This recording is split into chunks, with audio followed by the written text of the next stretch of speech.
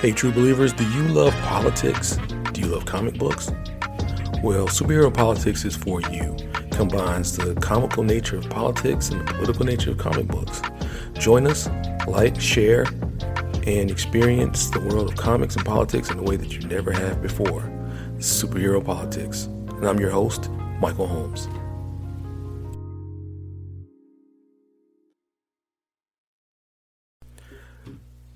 What's up, true believers, and welcome to this episode of Superhero Politics. This is kind of a bittersweet episode, and it took me a while to record this. It's been a few weeks, a couple of months since the tragic passing of Chadwick Boseman, aka Thurgood Marshall, aka Jackie Robinson, aka James Brown, aka what he's probably most famous for, the role of T'Challa, or as we know him in the comic world, Black Panther. He secretly battled cancer for years, all the while putting out some of the most iconic roles in Black movie history. And we, unbeknownst to us in just the regular world, he was fighting this battle and ultimately succumbed to cancer at the age of 43. And so I've been kind of dealing with this for a minute, and just how I would approach this. I recorded something a little while ago, and I'm gonna cut this in, but I wanted to kind of re-record this intro, because now I got my I guess I got my head around this. But this is a huge loss, not just for the comic community, but also the African American community, the arts community, the philanthropic community, the political arena. This man's life kind of permeated popular culture, and he was such an unassuming guy, but it's amazing how someone who just seems like a normal person could ultimately find his way to such iconic roles.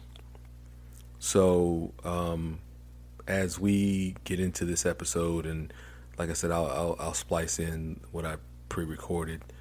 I just wanted to recognize the life, the contribution, the legacy of Chadwick Boseman, aka our forever king, T'Challa, the Black Panther.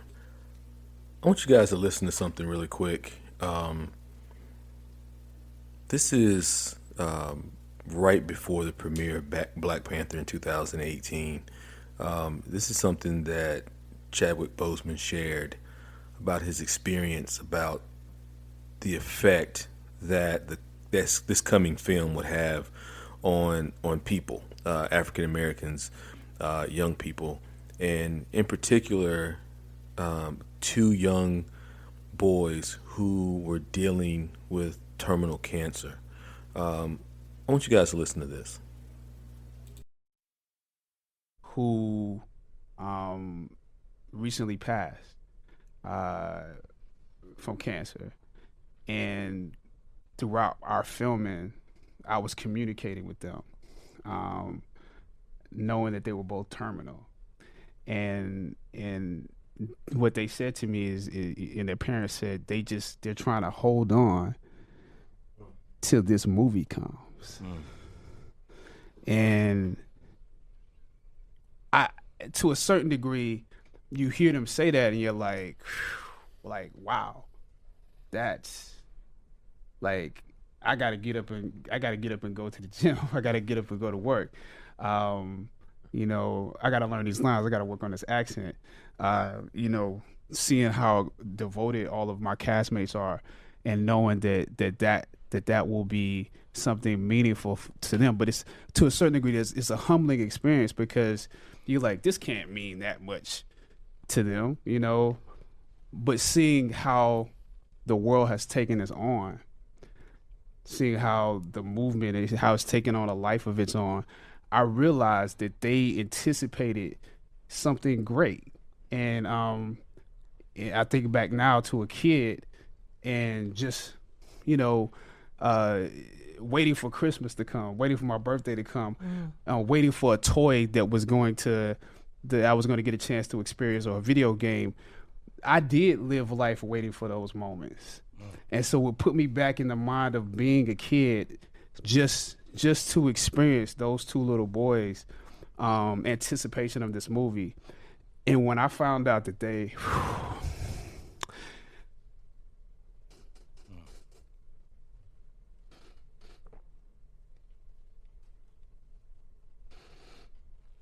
take your time with it.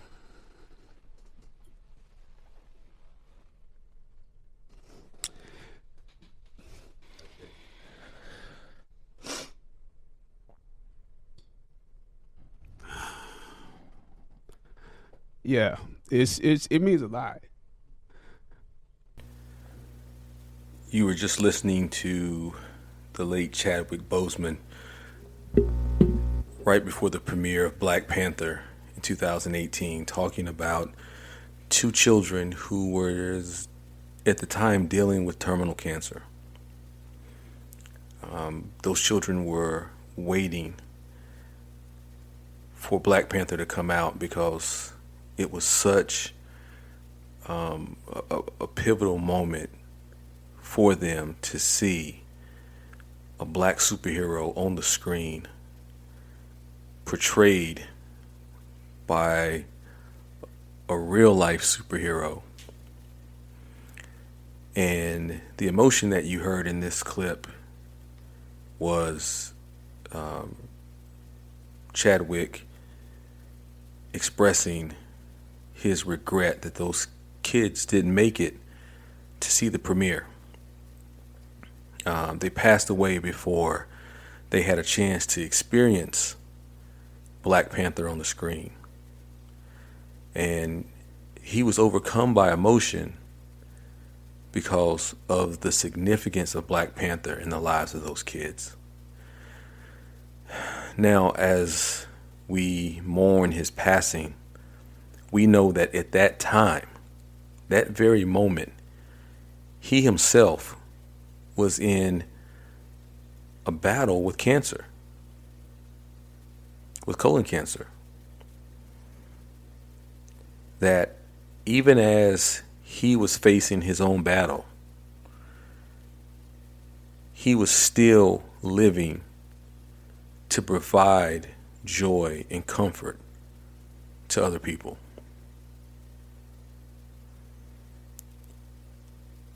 A few days ago, Chadwick Boseman passed away at the age of 43.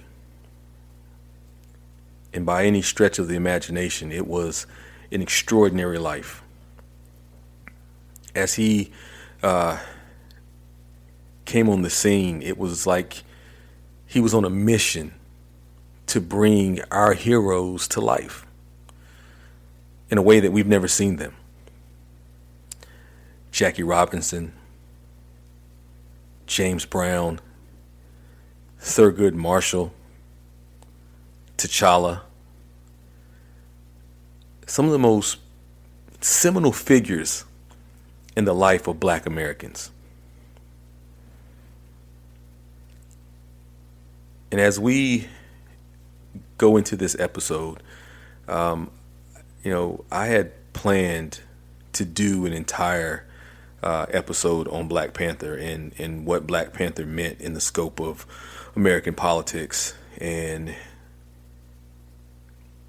little did I know that at the time of writing that we were going to lose the king. We were going to lose King T'Challa. And as because this podcast surrounds politics and its intersection with comic books and comic books and its intersection with politics, I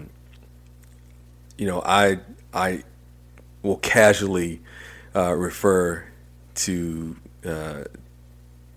Chadwick Boseman as T'Challa and vice versa, because he was the character in mind, in body, in spirit.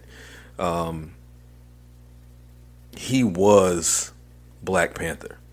He transformed himself physically into Black Panther. He transformed himself emotionally into Black Panther. So even from the first appearance in Civil War to the standalone blockbuster film that at the time set records for superhero movies, especially superhero movies with a black lead. That is, as Robert Downey Jr., Iron Man, called the crowning achievement of Marvel. Now imagine the cornerstone of the Marvel Universe saying that Black Panther is the crowning achievement of Marvel, of the MCU, of the Marvel Cinematic Universe. Chadwick Boseman came along at a time where this character had been searching for the right host. The Black Panther is a mantle.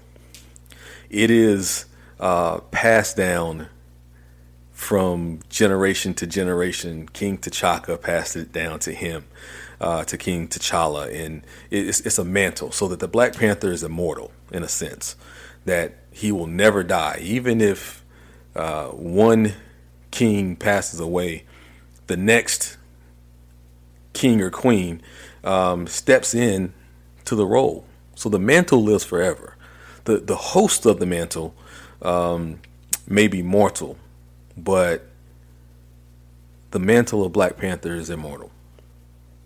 So the idea that Black Panther was going to come to the screen had been around for, 20 years. I know Wesley Snipes had previously tried to option this movie to get it to the screen. I think there was even loosely a script, but for some reason it never worked out. It just never came to pass. And I think, no disrespect to Wesley Snipes, he brought Blade, which is, another black comic book character, to the screen. He brought that to life with some success. But he had a problematic life off the screen. I think Black Panther captured the imagination of America because the regal nature of the character finally found a host that was equally of regal nature. And I fully believe that everything happens for a reason, that you can tell this in comic books, that the universe is always planned. There's always a grand scheme of the universe. And I believe that this movie didn't happen until Chadwick Boseman was ready to assume the mantle of Black Panther. And we were blessed. His portrayal was not only comic accurate, but it dovetailed into the life of a man who stood and fought battles on behalf of his people. Now, obviously, T'Challa, king of Wakanda, fought battles on behalf of his fictional country. But Chadwick Boseman stood up and fought the battles of politics of inclusion, of politics of equity in the film community on behalf of black people. He stood up and talked about the portrayal of, African American stereotypes when he was doing a daytime soap opera. He wanted to bring a humanizing reality to James Brown. Someone who, if given the opportunity, could be made a caricature. Thurgood Marshall, Jackie Robinson. These are pillars of the black community in terms of their impact on society. And I don't think it's a coincidence that this young man was chosen to play all those characters. Because I think in a lot of ways he embodies the spirit of all of those great men. The African American community is reeling right now. We've had some losses here in the last couple of months. It feels like Endgame. It feels like our heroes are being snapped away. We've lost the late great John Lewis. We've lost the late great C.T. Vivian. We've lost Chadwick Boseman. And just yesterday we lost Coach John Thompson of Georgetown. And it feels like in a time of social unrest, of time where African Americans are under siege, that our heroes are being taken away from us. But just like the Black Panther is a mantle to be passed on from generation to generation, so is leadership in the black community. So as our leaders go on to their great reward, it's time for us to stand up and represent them in a way that would make them proud. So we're going to dedicate this episode to Chadwick Boseman. Our hearts go out to his family. Our hearts go out to his cinematic family. And our thoughts and prayers go out to the comic book community. This podcast is called Superhero Politics. And, I had the idea to put this together because, one, I'm a self-professed, out-of-the-closet comic book nerd. In my lifetime, I've probably owned over 60,000 comic books. I've probably read, as many titles as that exist. Right now I'm reading everything from, Deceased in DC to, the latest X-Men Krakoa saga in Marvel. I seen every comic book adaptation of every movie, every comic book adaptation of every TV show from CW to DC Universe to everything. I mean, it's always been a part of my life. The first book that I've ever read cover to cover was, a Flash comic, I think when I was about 6.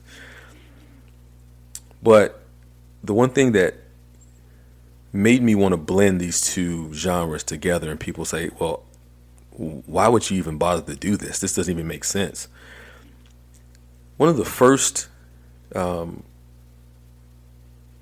things that piqued my interest in politics was actually comic books. Reading X-Men, seeing the allegories between the civil rights movements and mutant liberation, seeing how little representation in comic books there were of people that looked like me. Watching the Super Friends and seeing the intricate steps that they took to have inclusion. it was stereotypical in a way. You had samurai, the Asian character. You had Apache chief, the Native American, my guy Black Vulcan, who looked like a radiovac battery, and it was carefully crafted for inclusion, and it was an effort. But you always felt like it was forced. You always felt like it was not understanding of who we were as a people. And the reason why Black Panther was a game changer was because it finally kind of changed the narrative of the origin story of black heroes. Because you think about Luke Cage and some of those that emerged in the 60s and 70s. It was very blaxploitation-ish. It was very, jive time, turkey. It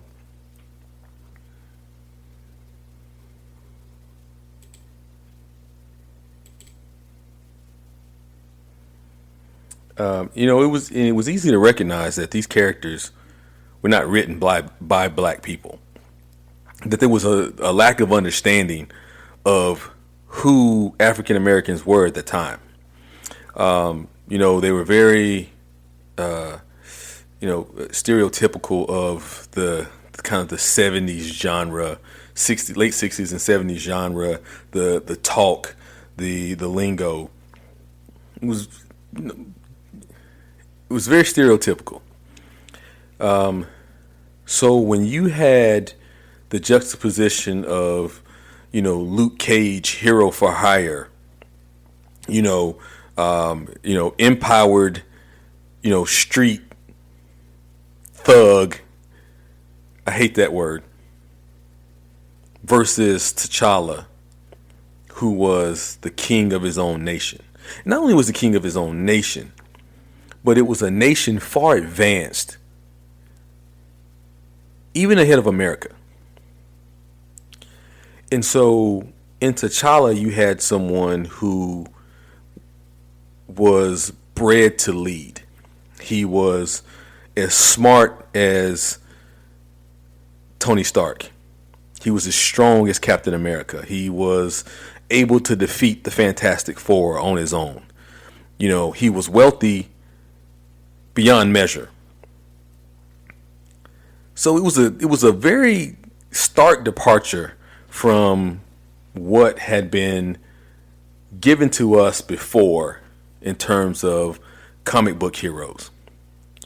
And if you look at the time where Black Panther came into being, it was a time where, much like today, we were in racial, social unrest. 1967, you had the actual Black Panther Party, and Huey Newton, Stokely Carmichael, those who were fighting for black liberation and fighting to teach African Americans about self-love and self-care and self-defense. And here you have two white guys, Stan Lee, leading the way on writing a black character that would be able to speak to the frustrations about not being seen by white America. So in 1966, Black Panther was born. And the funny thing is that 1967 was really the formation of the Black Panther Party. So, like I said earlier, both of these iterations of the Black Panther were, in a way, a medium for black people to feel inspired that they were better and greater than what society may have seen them as. They were fighting for liberation. They were fighting for recognition. They were fighting for inclusion and self-determination.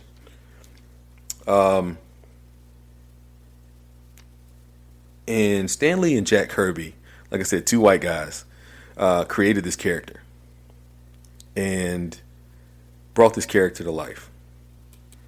And you really kind of have to give him kudos for that, because the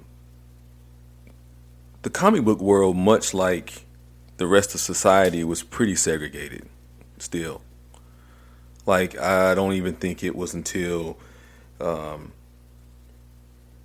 Billy Graham in, I think, the late 60s was the first writer.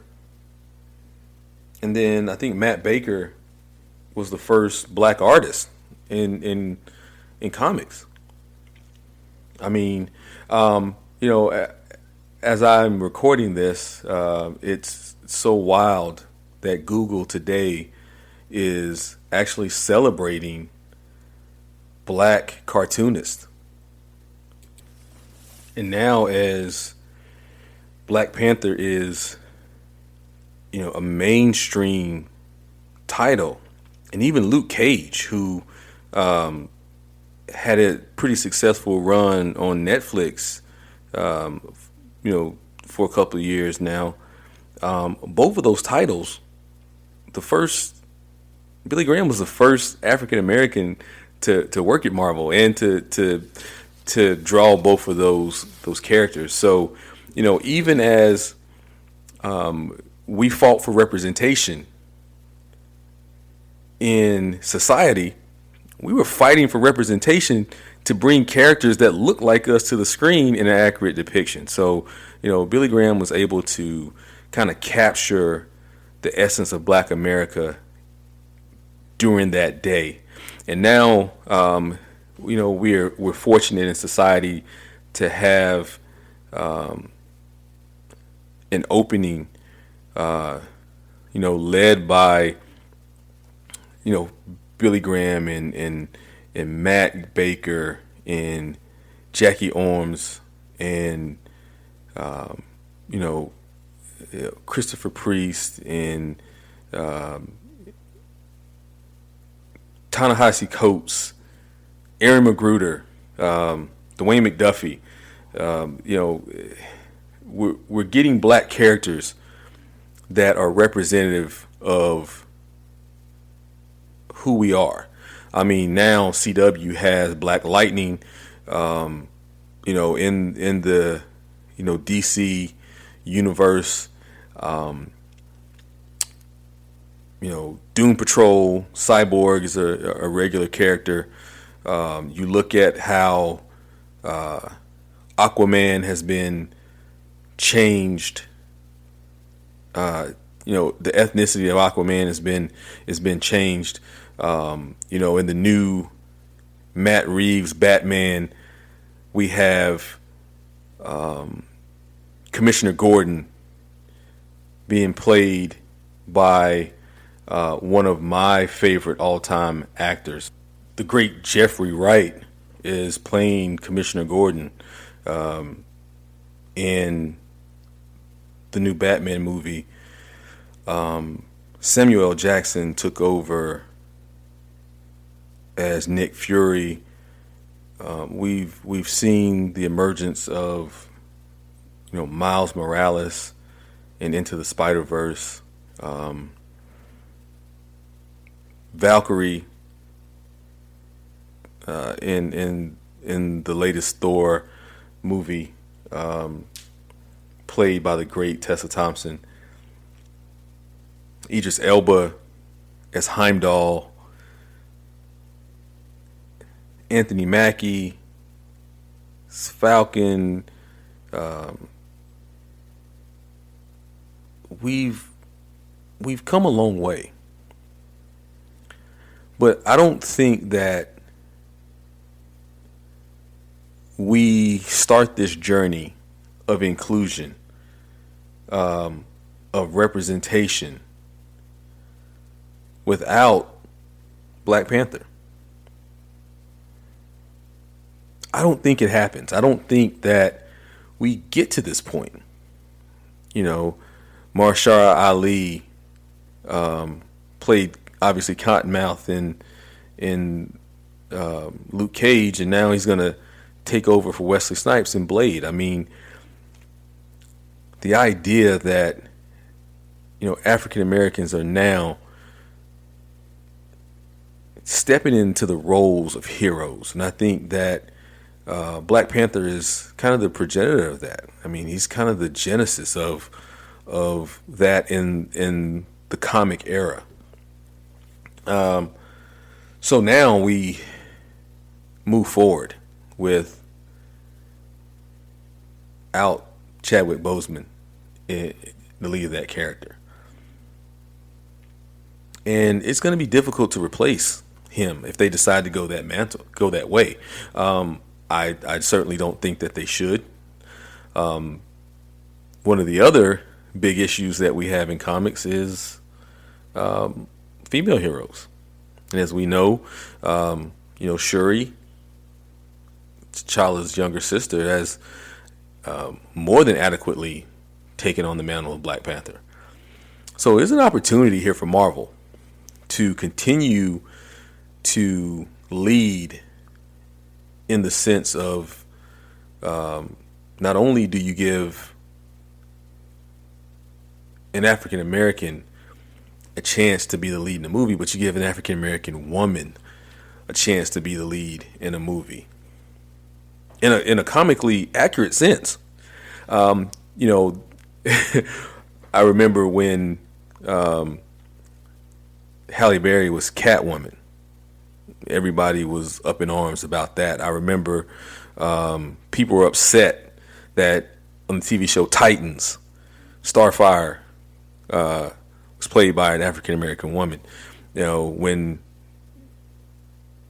Nick Fury, and people forgot that quickly because Samuel L. Jackson was just so great. Every time there is,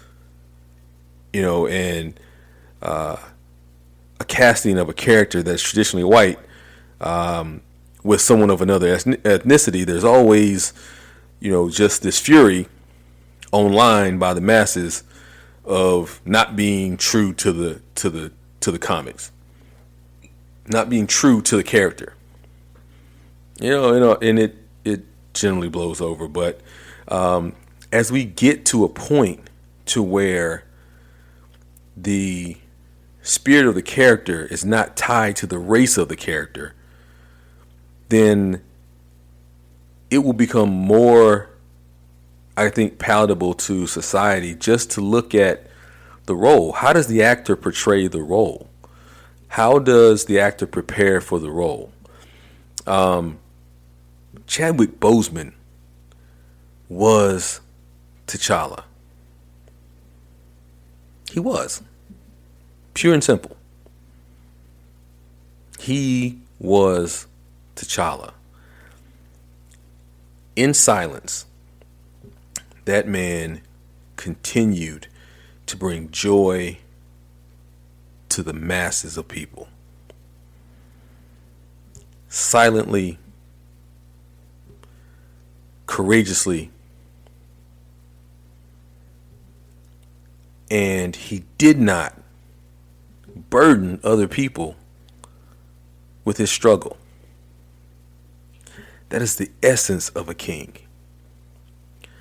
So, the character of Black Panther opened the door for the representation of African Americans and minorities in comic books today on the screen. But Chadwick Boseman set the example for all future portrayals of diverse characters in comic books. So I am, with a heavy heart, but optimistically looking forward to see how they honor his legacy going forward. These are monumental shoes to fill. These are impossible shoes to fill.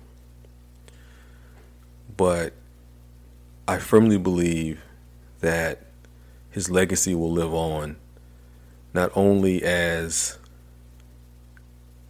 the actor who brought to life this great character, but as the great man who lived his life philanthropically, who lived his life fighting for those less fortunate, who lived his life like a superhero.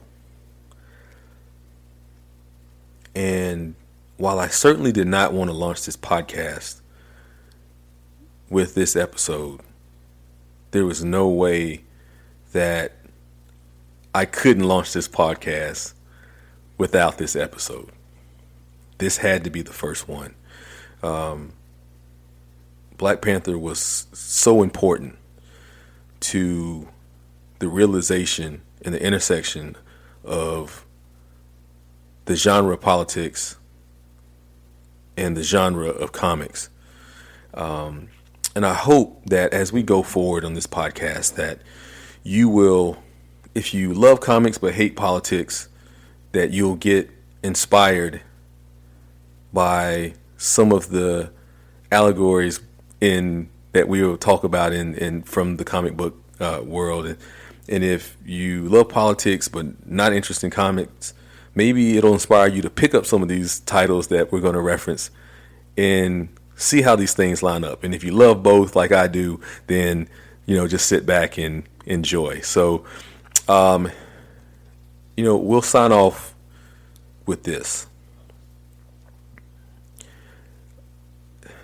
It feels right now that our reality is under siege, that we're faced with a mad titan bent on destroying everything that we have and hold dear. But Chadwick Boseman's last tweet was in support of his fellow Howard graduate, Kamala Harris, who is the vice presidential nominee on the Democratic ticket. And while it may feel like we are losing ground and our heroes are falling by the wayside, and it feels like all hope is lost, we just have to remember the words of King T'Challa as he rallied the troops, preparing to face Thanos' army in Infinity War. He stood there with the tribes of Wakanda united behind him, and he led this simple chant.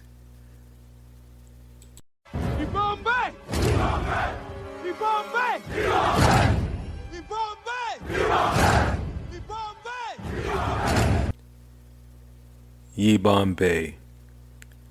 And that's translated into hold the line. It is up to us to hold the line.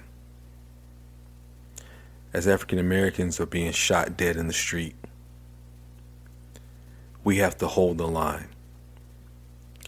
As our democracy is under siege, we have to hold the line. As we continue to fight for decency and justice, we have to hold the line. It is now time for us to be our own heroes, to stand up in Ye Bombay,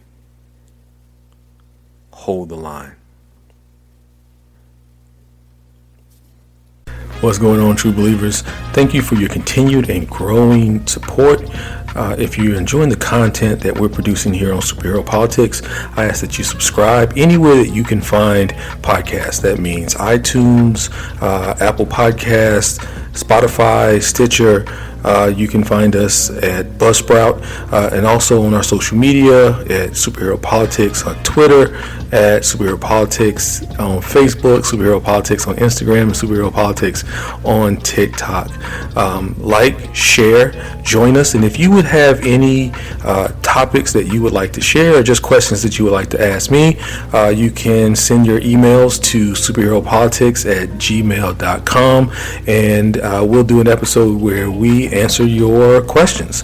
Thank you for your continued support, and remember, always speak truth to power.